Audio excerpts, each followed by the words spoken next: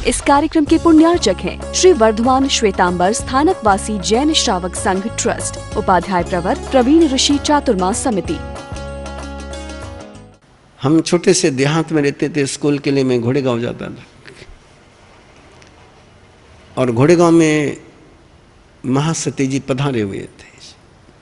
मैं अपना सहज गांव में गया बाजार का सामान लेने के लिए, वहाँ से लौटने लगा तो गांव वालों ने कहा कि उस समय पंचायत बाड़ा होता था भोजन का, बोले जिम ले जा। अब बड़ों ने कहा तो मैंने भोजन कर लिया वहाँ पर, और भोजन करके घर पर पहुँचा मैं तो घर वालों ने कहा जिम ले। मैंने कहा मैं जिम करके आया हूँ। बोले कटे जिम ने आया।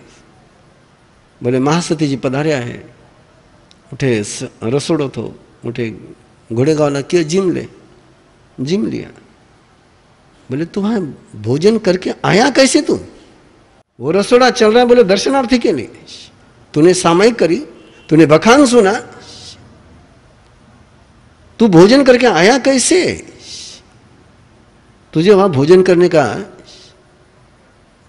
और सुकंदा साहब पिताजी ने सेकंड डे जाकर के, हालत नहीं थी उस समय, लेकिन उस समय में 21 रुपये देकर आए थे कि बेटे ने भोजन किया है। ये इन संस्कारों में मैं पला हूं कि संघ का बिना धर्म दहन करे खाना नहीं, ये संस्कार हमारे थे। और उन्हीं संस्कारों के बीच जीते हुए मैं सोच रहा था कि वो स्वर्ण मांगेगा नहीं। आज राखी पूनम है, इन बहनों के लिए कुछ करें। अहमदनगर में था, और अहमदनगर में अपने समाज की कपड़े की बहुत दुकानें, तो मैंने समाचार दिया उनको कि 11-11 साड़ी और ब्लाउज का पीस दे दो। भेजे, करीबन 250-300 साड़ी आ गई। और जो मेरे वितराग सेवा संघ के कार्यकर्ता थे उनको कहा ये साड़ी ब्लाउज पीस लो, राखी लो साथ में, और अलग अलग अपने उन बहनों के घरों में पहुंचे, उनसे राखी बंधाओ और फिर उनको साड़ी दो। ऐसी साड़ी देंगे तो वो लेंगे नहीं। कार्यकर्ता बहुत खुश हुए, बड़े उल्लास और उमंग से कार्यकर्ता गए। मैं आहार कर करके ऊपर आया और मेरे रूम के बाहर अपनी समाज के बोलना भारी जा रहा है कि आस्था मेरी टूटी, चोट लगे मुझे। मेरे रूम के बाहर आज भी वो चेहरे आंखों के सामने हैं, उनके कपड़े आंखों के सामने हैं। मैली कुचली साड़ियां पहन करके, फटे हाथ, मेरे रूम के बाहर बहनें बैठी हुई थी। मैं उनको देख करके ताज्जुब करता नहीं गया, बहनें क्यों आई यहाँ पर? मैंने पूछा, उन्होंने वंदना करी, और वंदना करने मैंने पूछा क्यों आए इस समय? बोले मारे साहब मालूम पड़ी हो, आप साड़ी दे रहे हो। हमारे घर पर वो भाई पहुंच नहीं पाए और हमको साड़ी चाहिए। आप सोच सकते हो, मैं आज भी उसको नहीं भूल पाता हूं। एक बहन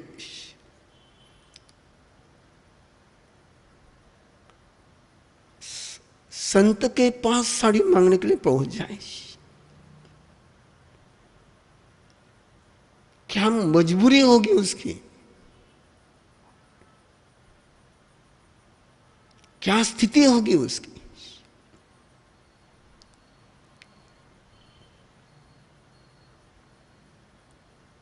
और ये कोई अहमदनगर का होगा या नहीं? ये अहमदनगर का है, लेकिन क्यों अहमदनगर का नहीं, ये हर गांव का है,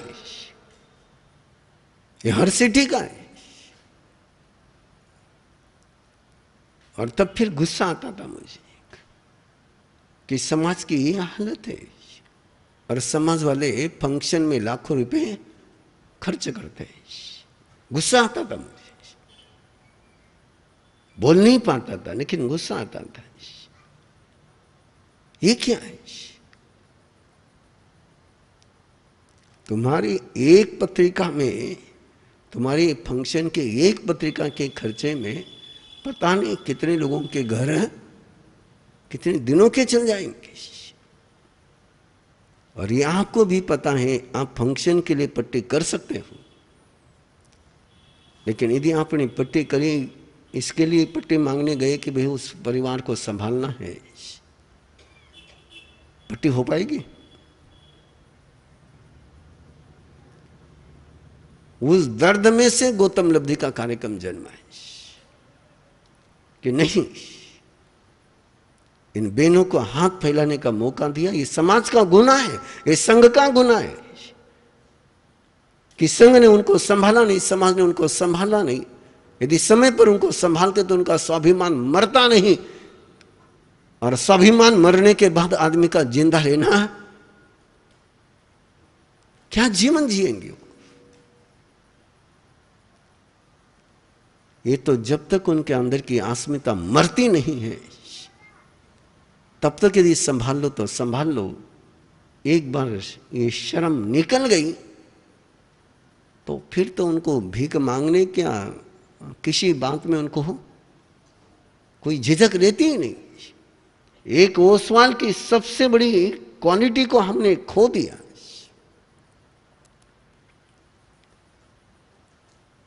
और इस कैरेक्टर का खोने का, इस इज्जत का खोने का दर्द है ना, आपको भी होना चाहिए कि जिस बात को लेकर के हम बहुत शान से कहते थे ओसवाल हाथ नहीं फैलाता है, मुझे नहीं लगता कि आज हम ये कहने की हालत में है कि ओसवाल हाथ नहीं फैलाता है।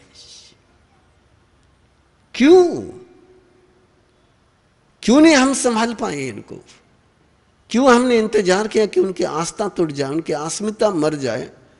तब तक हमने इंतजार किया है। और इसलिए आज रक्षाबंधन के इस पावन अवसर पर ये दो प्रसंग थे। एक प्रसंग जोधपुर का है, एक प्रसंग जिंदगी का है। और आज भी जब मैं कहीं पर भी रुकता हूं और जब तुम्हारे बड़े बड़े टॉयलेट और बाथरूम देखता हूं तो मुझे सबसे पहले झोपड़पट्टी में रहने वाला परिवार याद आता है। सबसे पहले वो याद आता है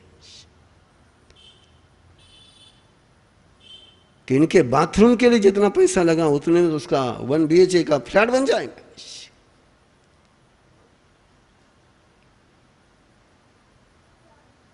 ये स्थिति है।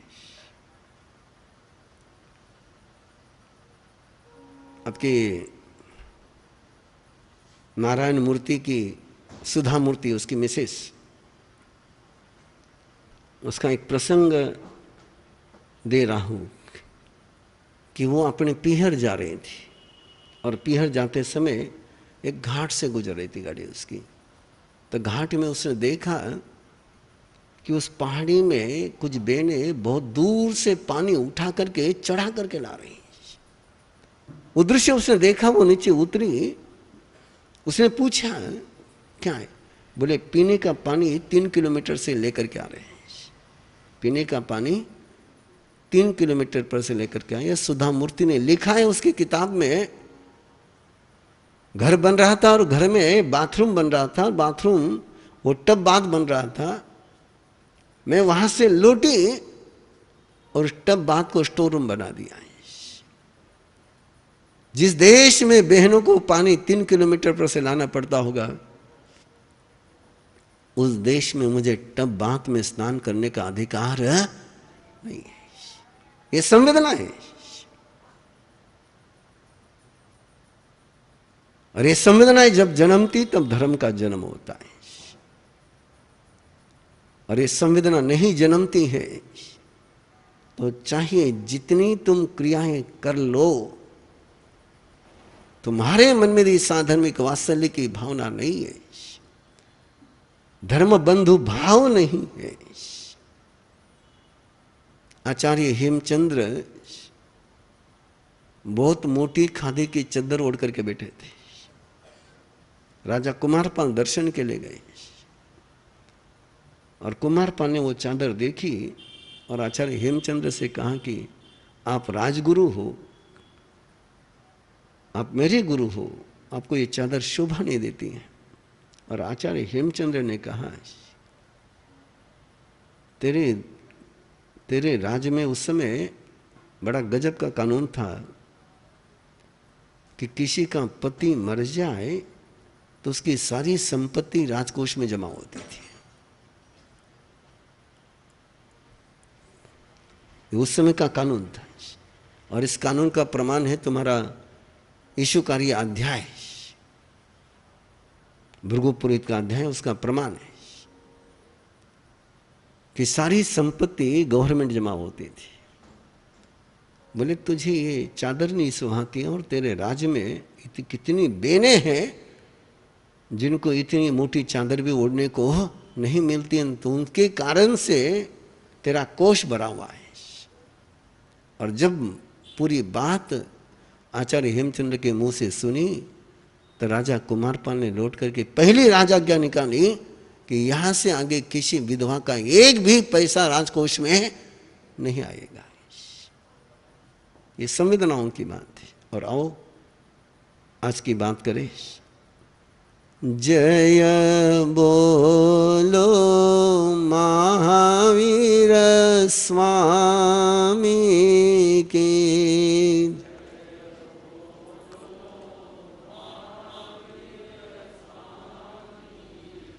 घट घट के अंतरयामी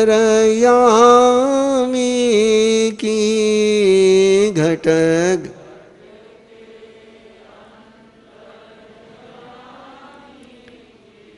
जय बोलो महावीर स्वामी की जय।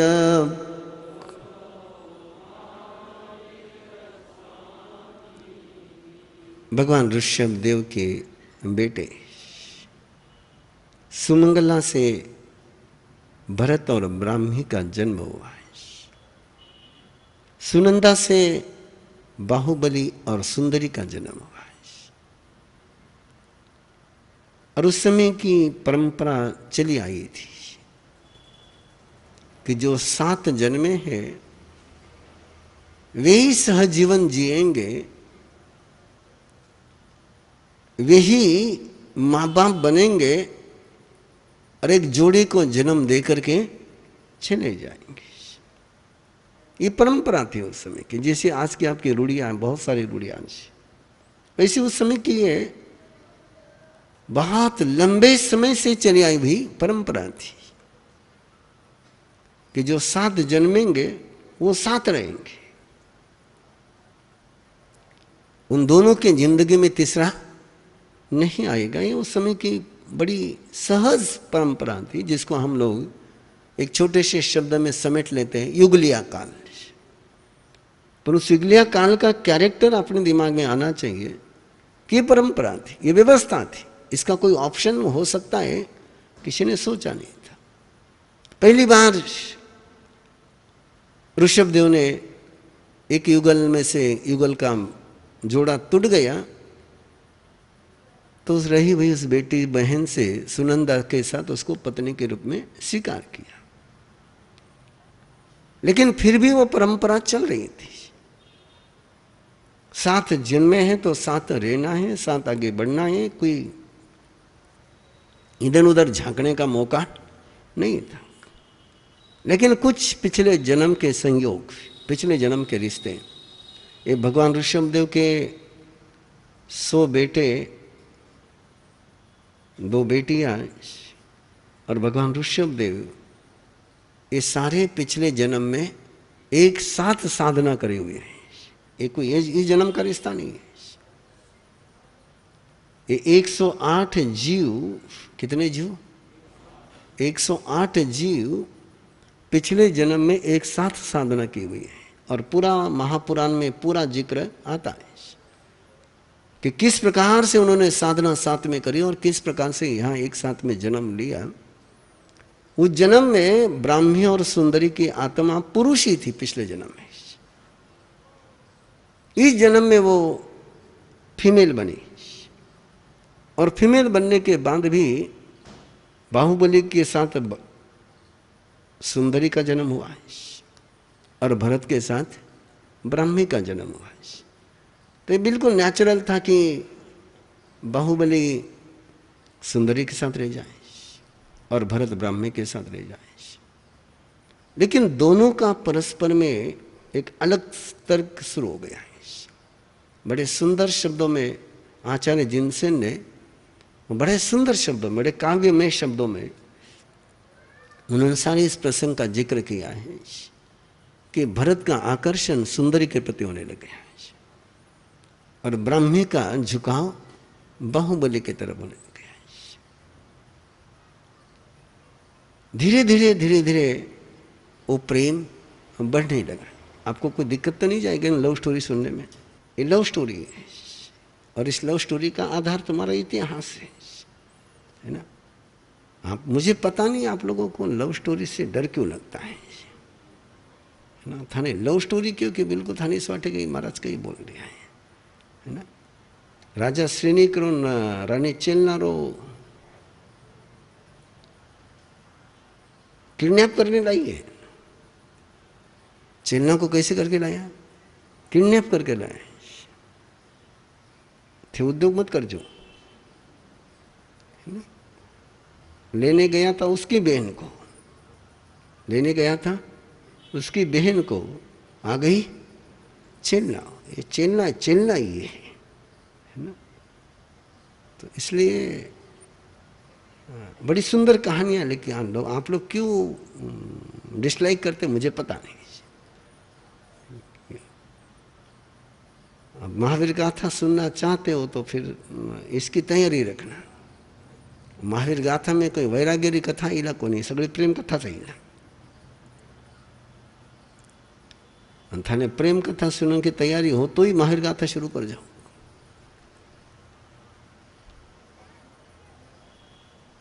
डर लागेला भागोला थे आठों।